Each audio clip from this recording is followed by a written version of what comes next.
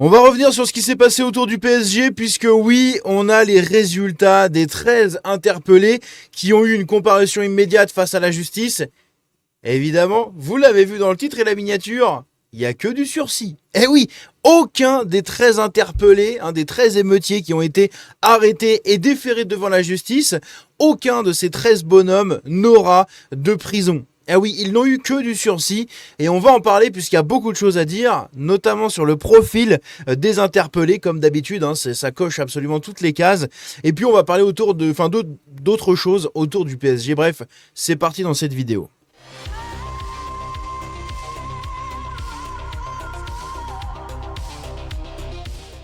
Donc, comme je l'ai dit, on va parler un peu de ce qui s'est passé autour du PSG, puisqu'il y a des nouveaux éléments, notamment les peines qui ont été prononcées, qui sont ridicules face à l'ampleur des dégradations et des dégâts, encore une fois. Mais à la limite, j'ai envie de vous dire, est-ce qu'on est choqué? Pas du tout. Ici, on a François-Xavier Bellamy de DLR qui nous trouve des excuses aux émeutiers. Eh oui, puisqu'il nous dit ce n'est pas la faute des jeunes, on les a relégués, machin, blablabla. Écoutez ça. Nous vivons une faillite de l'assimilation. Et je l'ai vécu, vous savez, monsieur Apathy, je l'ai vécu comme professeur. Parce que comme beaucoup de jeunes professeurs, j'ai commencé ma carrière en allant dans ces quartiers où on a effectivement relégué une grande partie de l'immigration qui arrivait dans notre pays, en essayant de fermer les yeux sur les problèmes qui se développaient. Ce n'est pas de la faute de ces jeunes, d'ailleurs, qui ont grandi sur notre sol et qui sont français par leur naissance. Ce n'est pas de leur faute si aujourd'hui, ils ne se reconnaissent pas français. C'est parce que nous avons échoué à transmettre la France. C'est pas de notre faute. C'est vrai qu'on y est pour quelque chose, nous aussi. C'est pas de leur faute, je veux dire. Sous-entendu, c'est de notre faute à nous. Voilà, c'est à cause de nous. On leur a pas donné assez d'argent. On les a pas assez chouchoutés. On les a pas assez dorlotés. Voilà, c'est des gros bébés. Il faut s'en occuper, d'accord. Il faut leur donner le biberon de la République. Bref. Et donc, évidemment, ils ne sont responsables de rien. Ce sont des jeunes électrons libres que l'on subit maintenant parce que nous avons fait des erreurs quand ils sont arrivés. Ah oui, l'erreur qu'on a fait quand ils sont arrivés, c'est de les avoir accueillis. C'est ça l'erreur qu'on a fait. On n'aurait jamais dû les accueillir, tout simplement. Voilà. Bref. Oh là là là là. Merci François-Xavier Bellamy pour ces éclairages. Ces éclairages, ça se dit ça? Je sais pas, pour avoir éclairé notre lanterne sur ce sujet. Un grand merci à toi. Ça nous a été d'une aide magnifique. Putain, mais les LR, je vous jure, cette espèce de salade de traître que c'est ce parti, c'est un truc de malade. Le chaos après la victoire du PSG, Bardella qui propose d'arrêter l'immigration et de rétablir les peines planchées. Ça fait 20 ans qu'il y a ce discours, on va arrêter l'immigration, on va rétablir les peines planchées. Non, faut mettre la remigration là. Allez hop, tout le monde dehors, dégagez vos familles de cassos, ça dégage, vos familles de racailles, ça dégage. Et les refus d'obtempérer, allez, ça dégage. Vos darons qui sont partis acheter des clopes parce que c'est des cassos, ça dégage également. Allez, tout le monde qui dégage là, ciao, ciao. Prenez un avion, Remigration Airlines, larguez dans le désert en Algérie et démerdez-vous, retournez au bled, voilà. Tu les distribues, tu passes au-dessus du Maroc, de l'Algérie, de la Tunisie et tu largues tout le monde là. Allez avec des parachutes quand on est gentil, parce que bon, on n'est pas des animaux non plus. On les largue avec des parachutes, une bouteille d'eau et puis Dieu bénisse, amusez-vous bien. Voilà, là-bas dans votre nouveau pays. Enfin, dans votre pays, puisque vous vous estimez tous maghrébins. Vous êtes en France, mais vous êtes tous algériens avant d'être français. Donc voilà, on vous renvoie là-bas là. Allez dans le pays de vos ancêtres, allez vous amuser. Ça devrait être ça le discours, putain, Bardella. Porte tes couilles, bordel de merde. Sors un discours un peu plus musclé. Alors oui, il faut être gentil parce que sinon le boomer ne va pas voter pour nous. Mais le boomer, il va voter Édouard Philippe. Qu'est-ce qu'on en a à branler, putain? Un discours un peu plus tonique. Voilà, parce qu'il y a des gens qui auraient aimé un discours tonique. Bref. Faut pas taper sur le RN. On va encore me critiquer là-dessus, j'en ai rien à foutre. Vous savez très bien que je vais voter pour eux, et c'est justement parce que je vais voter pour eux qu'il faut qu'ils s'améliorent, tout simplement. Ici, on a un mec qui est tombé dans le vide du haut d'un feu de signalisation. Genre, il est tombé sur la route, il s'est cassé la gueule. Regardez ça, brown. Voilà, c'est des gens, ils n'ont aucune conscience du danger, d'accord? C'est vraiment des demeurés. Voilà, ce sont des demeurés, tous ces gens, c'est incroyable. On a Mathilde Panot qui prend la défense des émeutiers, évidemment, puisqu'elle qualifie tout ça de liesse populaire dans la fête et la joie, et la bonne humeur, et l'amour, et la paix. La paix, le respect et l'amour, c'est magnifique. On va écouter ce qu'elle a à nous dire, ça dure 1 minute 30. 1 minute 30 de Mathilde Panot, faut savoir l'encaisser, c'est parti. Je veux dire aussi ce matin à quel point nous sommes atterrés par la doctrine non pas du maintien de l'ordre, mais du désordre que le gouvernement a opéré suite à la victoire du PSG lors de la finale de la Ligue des Champions, avec des fan zones qui ont été refusées alors qu'elles auraient permis de garantir un bon déroulement de la liesse populaire, avec des charges de CRS qui ont été observées là où les supporters s'étaient rassemblés, des gaz lacrymaux qui ont poursuivi des gens jusque dans le métro, y compris des enfants, et une logique qui est la même logique qui est toujours utilisée par ce gouvernement, c'est-à-dire une logique à la fois du tout répressif et d'aller en contact.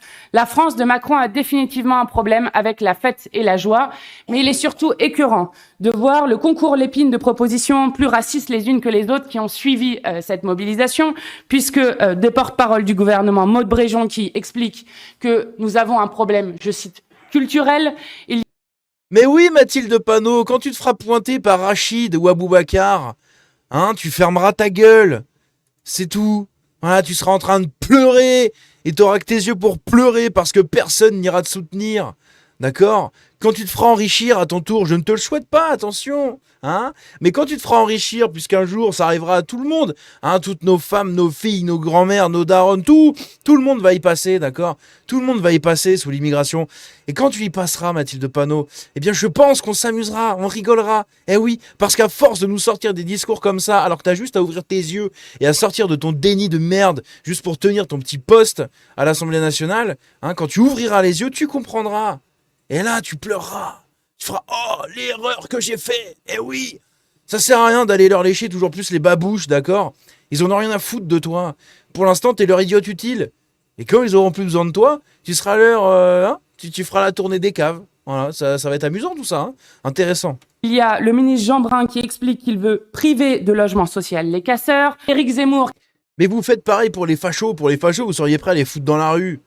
Hein, nous, on fait ça pour les racailles, voilà, chacun son combat. Qui parle tranquillement d'une jeunesse arabo-musulmane venue des banlieues qui déferle sur Paris. C'est pas vrai, peut-être ? Ils sont tous en train de jurer sur le Coran, sur le Wallah, avec des drapeaux algériens. C'est pas arabo et musulman, ça ? Jordan Bardella qui parle de scènes de guerre civile, d'un climat de violence en lien avec l'immigration. Oui, parce que ce sont des descendants d'immigration qui tirent au mortier sur des flics et des pompiers, d'accord ? Qui cassent des bagnoles, qui détruisent tout, qui laissent Paris dans un état lamentable. C'est une scène de guerre civile, commise par l'immigration. Eh oui. Et cela fait écho à ce que Retailleau disait déjà en 2025 en parlant de barbares. Et je ne parle même Ce sont des barbares, des sauvages. Pas de l'ensemble des propos qui ont été tenus par l'extrême droite partout en Europe pour appeler à la remigration, ce qui est évidemment absolument insupportable. Il faut donc... C'est insupportable pour toi, ma petite Mathilde. Tiens, un petit mouchoir pour moucher tes petits yeux, là. Oh, je vois que tu pleures ici, attends. Je t'essuie ta petite larmichette. Hein ? Petite chochotte. D'accord ? La remigration, c'est ce qui te sauvera ton cul. Hein ? Tes grosses fesses seront sauvées, Mathilde Panot. Il faudra pas chialer. Ou alors tu pourras les rejoindre, hein. Tu pourras aller sans aucun problème en Algérie. Hein. Nous, on veut pas de toi en France non plus. Hein. On s'en bat les couilles. Hein. Donc si tu veux les accompagner en Algérie pour leur tenir la main jusqu'à la fin de leur vie, comme vous êtes censés le faire, les gauchistes, il n'y a aucun problème. Hein. Tu prends ton avion et tu te casses avec eux. Rompre avec cette doctrine de maintien du désordre.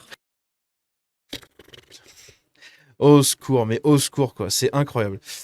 Qu'est-ce qu'on a d'autre ? Nous avons ici donc la liste des condamnés qui au final ne sont pas condamnés, des interpellés, je devrais dire, voilà, des gens qui ont fait un petit séjour par la case justice, sans aucune conséquence derrière. Nous avons donc Amer K. Alors je savais même pas que c'était un putain de prénom, mais bref, Amer K, 18 ans, accusé de transport d'armes et de détention d'explosifs. La justice qui avait une réquisition de 10 mois de prison avec sursis. Donc déjà, la justice demandait de la prison avec sursis, alors que le mec se trimballe avec des armes et des grenades. Aucun problème, ne vous inquiétez pas, tout se passe bien. Eh oui, hein, il se trimbalait en gros avec des mortiers. Hein. Enfin, avec des mortiers, donc des feux d'artifice, quoi. Il a eu comme peine 10 mois de prison avec sursis et 5 ans d'interdiction de port d'armes. Ok.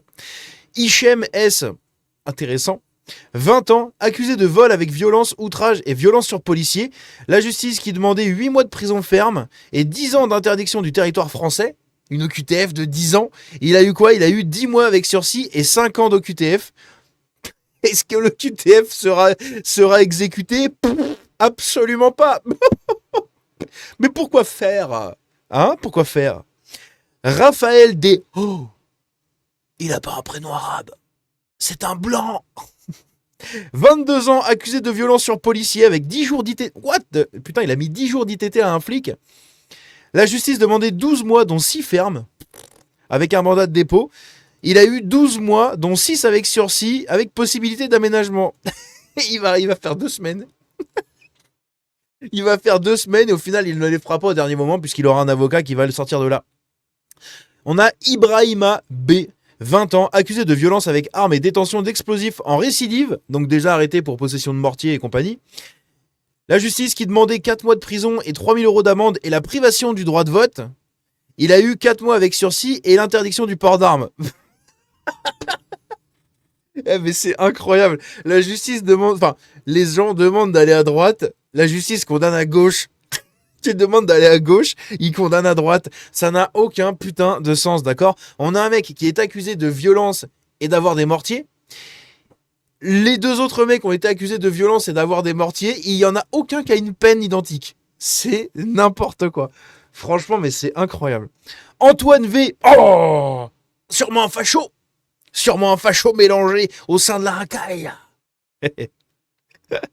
26 ans, accusé de détention d'explosifs. Donc lui, il est comme les autres. Il avait un mortier dans les mains, mais il n'aura pas la même peine. Lui, on le demandait 3 mois avec sursis et 10 000 € d'amende et d'interdiction de stade. Alors il y en a un, on veut lui interdire le droit de vote, l'autre le droit de posséder des armes, l'autre le droit du stade. Ça c'est vraiment pique-nique douille sur à chaque peine. C'est incroyable. Et au final il aura eu quoi? Seulement 2 000 € d'amende. Un petit Antoine parisien racaillisé, sûrement un petit bourgeois qui veut se la jouer Antifa. Il aura aucun mal à payer son amende, ne vous inquiétez pas pour lui. Walid B, 24 ans, accusé de détention d'explosifs et violence avec armes, donc les mêmes condamnations qu'en haut, enfin les mêmes délits qu'en haut. Eh bien, lui, encore une fois, on demande absolument l'inverse. C'est-à-dire que lui, on demande 4 mois ferme avec mandat de dépôt, il aura seulement 1 000 € d'amende.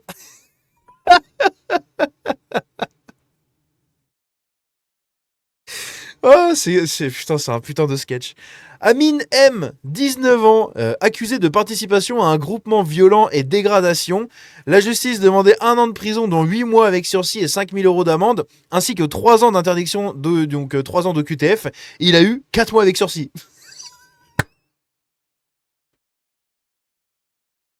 Ah putain. Et on a Macron qui nous dit « Vous inquiétez pas, on sera intraitable avec ces gens-là. »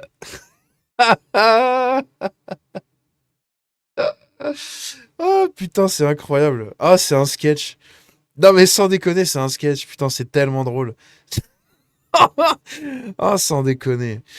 On a ensuite la mère de Bouffémont qui a été filmée avec un maillot floqué de Redouane Saïd. Redouane Saïd, c'est une charmante chance pour la France qui a enrichi une policière à l'époque.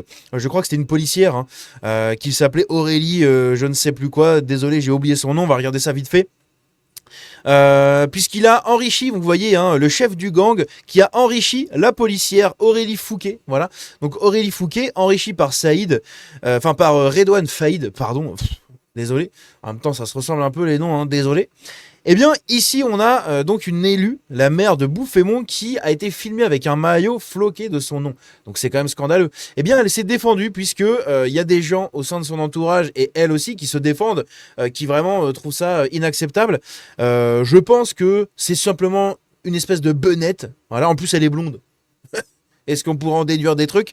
Non, je pense que c'est une bonnette de bas étage et qu'elle s'est fait vraiment embrigader. Je pense pas clairement que cette dame-là ait pu... En plus, c'est une flic, je crois.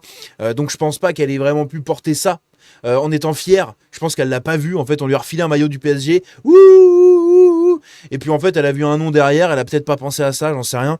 Mais en tout cas, voilà, elle a porté ce maillot-là. Elle était contente, sans savoir ce qui allait se passer après, en fait, quand elle a été filmée et qu'on a vu le nom. Eh oui. Donc elle s'est défendue, et son entourage aussi, en disant qu'elle s'est laissée entraîner par des racailles. Je suis partisan de ce truc-là aussi. Ici également, on la voit, on va pas écouter ce qu'elle dit, on s'en bat un peu les steaks. Mais donc elle s'appelle Karine Okonski, donc c'est la maire de Divers Droite de Bouffémont, Divers Droite, Divers Centre. C'est un peu dans ces eaux-là, donc c'est du LR macroniste. Qui nous dit « À quel moment, en tant que fonctionnaire de police, je pourrais soutenir ce type de criminel ?»